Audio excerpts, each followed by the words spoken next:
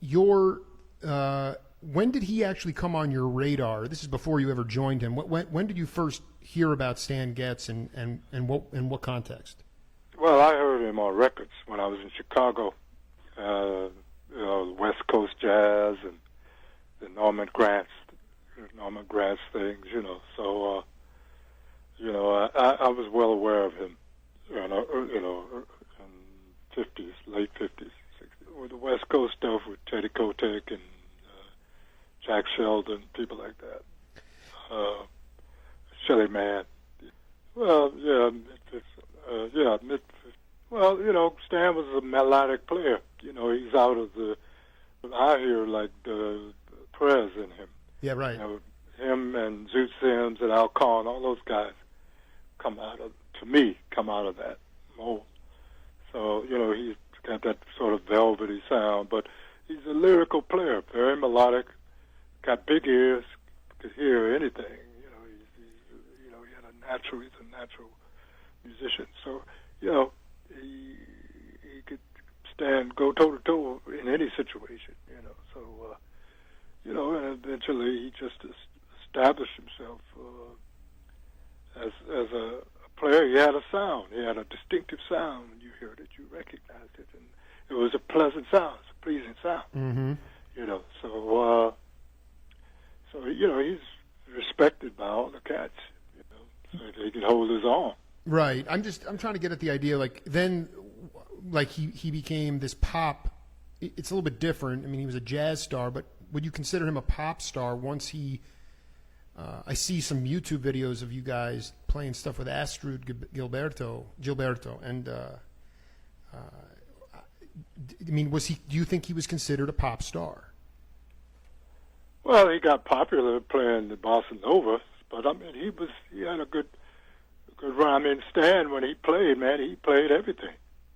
He wasn't locked into that. That was a fad at the time. It made money for him.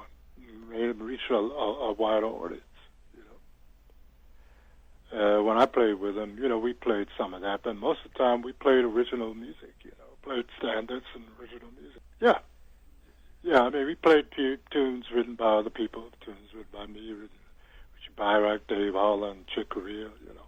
Right. So this was So I'm curious about how you how did you wind up connecting with Stan to join his group? Well, he hired me. He needed a drummer, and I went to made a rehearsal at his house, and he hired me after that. Yeah, I mean, it's I think it was Gershwin's house, right? That's right. One of Gershwin's brothers' house. Yeah, amazing place.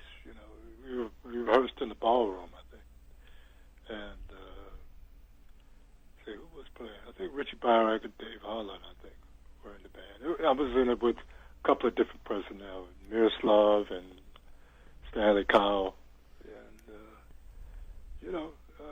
we had a lot of fun. Can you talk about when you did join Stan, the most inspiring thing that you can remember from him, a seminal moment in your working career with him that could sort of give the audience an understanding of his, his pleasant tone, his time feel, his pitch, and ultimately, how his interaction with the other musicians. I mean, if you could talk specifically. To me, it's interesting because I love Jack Dejohnette. These videos from these model shows in France, you are stoic on the drum kit. You're focused on keeping time. But I want to know about, a seminal moment on the bandstand with Stan. Well, all of them were seminal. Stan was focused when he was playing. And interacted with the band. He played with dynamics, feeling, and power. Time to jump in and go for intensity, he would go there. So, and very lyrical. I always loved the way he played ballads and played melodies. That was what I'll always remember about him. He could tell a story with authenticity.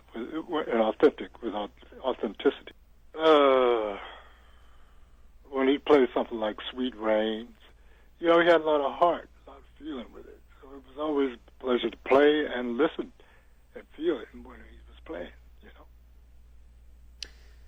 Could you talk about how, I talked to Kenny Barron earlier this week, and he talked about Stan. Just, they were on tour, and his wife's mother passed away during a tour.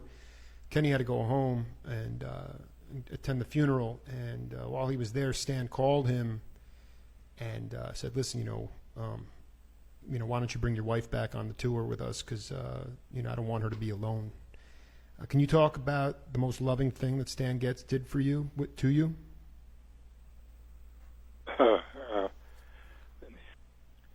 Well, he just he really complimented me on how I played, played the drums for him, He really liked that, the intensity, the sensitivity, and, it made him feel good,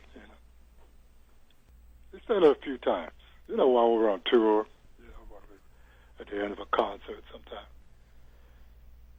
Well, I was doing my work, I was doing what I was hired to do, inspiring and be inspired at the same time, So, yeah, that's it, but validate that, yeah. Talking to Jack Dejohnette here. Now, what about, did you find, was he very open-hearted? Because you left the band to join Miles, right? Yeah, well, between working with Stan, I worked with Bill Evans also. So I think between those in that span, it was, anyway. Well, no, but so you're saying Bill. So you dual time. You were working with Bill Evans and Stan during the same time. Somewhere in there, I'm not. Don't quote me on it. At any rate. No, I'm trying to get. I'm interested about this because Miles. You joined Miles to go to Japan. Can you break that down? What happened there? I didn't go to Japan with Miles. Right, because he got busted. I don't know. When I joined Miles, I was in the States, and we played in Rochester, New York, Rochester, New York. Right. But I had played with Miles before that, before I got officially hired. I subbed for Tony a few times. Right. But so I had already played with Miles. But you left Stan to join Miles. Yeah. So between leaving Bill, and I guess Stan was in that mix somewhere. I went and joined Miles because I remember Bill telling me, Miles, you'll enjoy playing with Miles, Absolutely. Because in my background, the Stan's Quartet went to Ronnie Scott's after you left, and then Miles got busted for pot in Japan. The gig in Japan with Miles was in limbo. Jack called up Stan, and your girlfriend or wife Lydia was back in England, and you said, "Is there any way I can come back and do the gig?" And Stan came back, and he wanted you back in the band because, like he said, you loved your sensitivity and your energy, and so you rejoined the band. Is that true? I can't remember whether that's true or not. Really? Who was in the band? You really can't. You can't remember. Who was in the band? Who was in the band? The band was Stanley Cowell, Miroslav Vicious, and Alan Schwartzberg. Alan Schwartzberg was playing drums? Yeah, he went up. It was interesting. He had a rehearsal or a tryout at the Gershwin Mansion. Rock Alarm was on the rehearsal. Stan took him. 4 days into the tour, Miles got busted. Correct me if girlfriend, wife Lydia was in England. You called Stan, said, "Hey man, Miles got busted. There's no gig. Can I get my gig back?" And Stan wanted you back, and so he told Alan, I'm bringing Jack back, and I'm just trying to confirm that. Okay. All right. So I know we did play Ronnie Scott's with that quartet with Miroslav and Stan. But I guess so. My memory's not. All right. Well, that's. I mean, some basically. details. Hey, you know what? It's all good. I mean, he clearly, wanted. I mean, I don't blame you for taking them. You subbed for Tony before, and then once. Tell me about how things wound up with you and Stan once you left. I mean, when was the next time you connected with him, and ultimately, what is, if you could put it in perspective for everybody listening around the world? I mean, what is his why is he relevant? Why is Stan Getz relevant today in our musical vernacular? What? Hang on. Oh, okay. Somebody was calling me. No problem. Do you want me to repeat the question? No, you just said, why is he relevant? Well, I would say it's about the melody, because Stan was about the melody. Although I remember when Dave was in the band that he had written out some scales, some alternative scales for Stan to get into like more harmonic ways to approach improvisation, playing on the tunes. But for me, he was always very, very gifted, melodic, and harmonic player too. Not in the sense of Coltrane, but in his lines always really were thoughtful, and really fast. He just had a natural gift to put lines together, put melodies together. Did he pick up on those harmonic charts? He was a great reader too, amazing reader.